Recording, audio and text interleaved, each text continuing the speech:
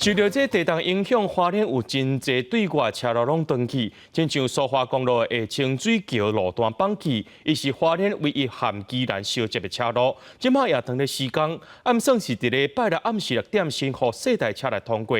咱讲到代替的装的火车头，也因为这月台全部拢是土粉，啊，佮这个泰路搭加满涂骹，目前是无法度互旅客使用，若修复时间暂时是无法度确定的。树仔车路因为地动崩山满世界拢沙土，不时阁有石头继续为山壁落落来。这是苏花公路的中德管制站路段，为着避通车，已经出动怪手赶紧处理。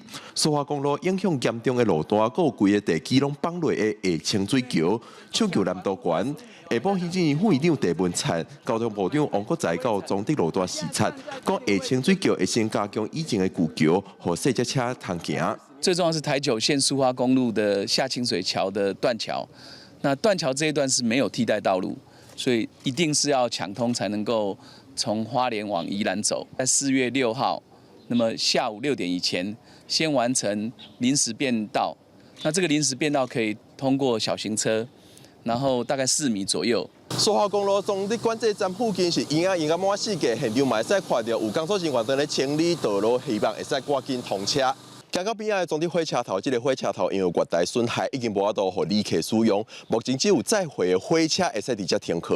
月台泰路落落的条也有必损。中德火车头虽讲铁路无因为地动损害，但是月台就无乐观。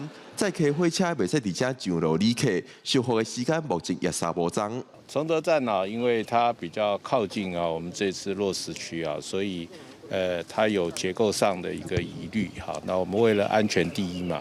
所以我们现在暂时崇德站没有办理客运。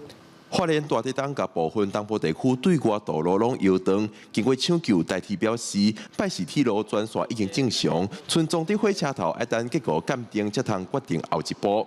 苏花公路上尾的抢救路段下清水桥，按算拜六6点通互细只车行，5月底开放大只车行，年底才通完成重建。